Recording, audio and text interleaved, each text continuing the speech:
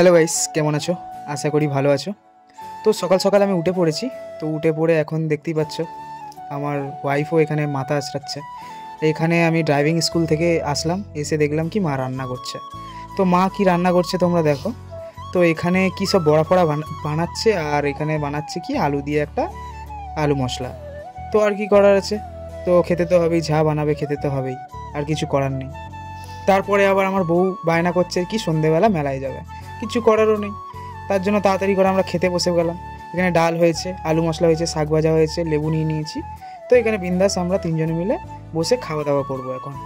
আর খেতে খেতে এদের তো সিরিয়াল দেখাই চাই, শাশুড়ি বৌমার সিরিয়াল ছাড়া কিছু হয় না। তো সন্ধেবেলা সবাই রেডি ফেডি হয়ে গেছে, মেলায় যাব। সব মাও রেডি হচ্ছে, এখানে আমার বউও রেডি হচ্ছে। দেখো সবাই, মেয়েদের একটা সাজের বাহারই আলাদা, কিচ্ছু করার নেই এখানে। তো সাজতে হবেই ওদের, কোথাও গেলে সাজা দরকার। তো এখানে আমরা বেরিয়ে পড়েছি তিনজনে, আর একটা দিদি আমাদের আসবে, ও রাস্তায় দেখা হবে। তো রাস্তায় এখানে দিদিটা আসবে, তো কিছু করার নেই। কথা বলতে বলতে এখানে মেলার মধ্যে চলে এসেছি। তো এখানে সুভাষ গ্রামের মেলা অত বেশি বড় হয় না, আর মানুষও অতটা ভিড়জোর হয় না। তো এখানে গণেশ পুজোর এখানে একটা মেলা বসেছিল ছোটো মতন। তো এখানে আমরা চারজন মিলে বেরিয়ে পড়েছি মেলা দেখতে।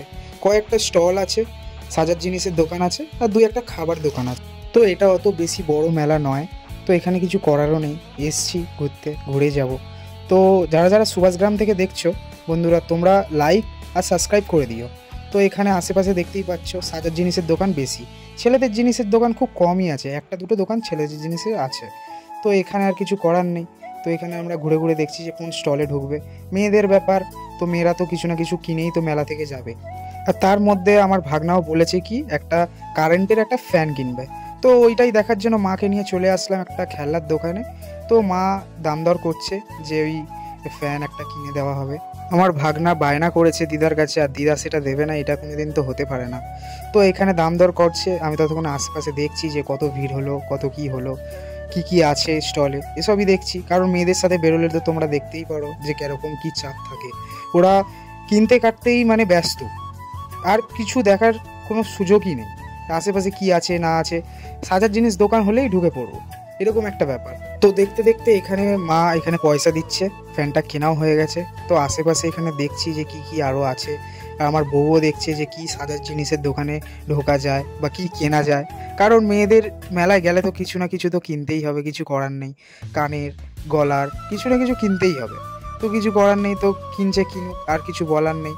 তো এখানে একটা সাজার দোকানে ঢুকে পড়েছি, ঢুকে পড়ে এখন ওরা বাজার ফাজার করছে, কি কি নেবে কি কি নেবে না সব পছন্দ করছে। এখানে দেখো আমি রুমাল দেখছিলাম, এখানে অনেক রুমাল ছিল, তো রুমালও দেখছিলাম।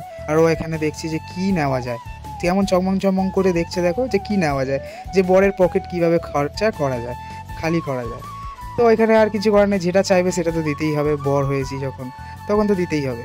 তো যতই যা হোক এখানে দিলাম কিছু কিনে, নেল পালিশ যা যা লাগে আর কি ওকে দিলাম। তো দেওয়ার পরে এখানে কিছু করার নেই, তো কিছু খিদে তো পেয়েছে, খেতে তো হবেই। তো এখানে চলে আসলাম একটা ঝালমুড়ির দোকান। আর এখানে সুভাষগ্রামে এখানে আসলেই এখানে এই ঝালমুড়িটার দোকানে এসে একবার অন্তত এসেও খেয়ে যাবে, কারণ এখানে প্রচণ্ড পরিমাণে ভালো ঝালমুড়ি বানায়। তো আমার পার্সোনালি খুবই এই ঝালমুড়িটা ভালো লাগে। তো মাকে নিয়ে বউকে নিয়ে চলে আসলাম, এখানে বউকে দিয়ে দেওয়া হয়েছে ওই ঝালমুড়ি, আর এখানে আমিও নিয়ে নিয়েছি এই ঝালমুড়ি। আমার ফেভারিট, খুব ভালোই লাগে, কারণ অনেক কিছু দিয়ে বানায়। তারপর এখানে একটা মিষ্টির দোকানে চলে আসলাম, যেখানে জিলাপি, গরম গরম জিলাপি, মালপুয়া, আরও যত ধরনের জিনিস আছে এখানে ভাজা হচ্ছে। তো আমি মাকে বললাম যে মা একটু দাম দর করে এখান থেকে নিয়ে নেওয়া হোক একটু মালপুয়া। তো মালপুয়া আমার খেতে খুবই ভালো লাগে, তো ওই জন্য একটু মাকে বললাম যে মালপুয়া নিতে, আর মাও ওই জন্য মালপুয়া নিচ্ছে। তার পাশেই দাঁড়িয়ে দাঁড়িয়ে দেখছিলাম যে জিলাপি কীভাবে ভাজা হয়। তো গরম গরম এখানে জিলাপি ভাজা হচ্ছে আর এখানে রাখা হচ্ছে। তো এখান থেকে সব কিছু মিষ্টি নিয়ে তো আমি ভাবলাম ঘরের দিকে রওনা দিই। ঘরের দিকে যেতে যেতেই দেখলাম কি এখানে একটু ফাংশান হচ্ছে। তো ফাংশানটা আমি জুম করে দেখাচ্ছি, পুরো ফালতু ফাংশান হচ্ছে, কোনো মানে ফাংশানের কোনো ঠিক ঠিকানা নেই।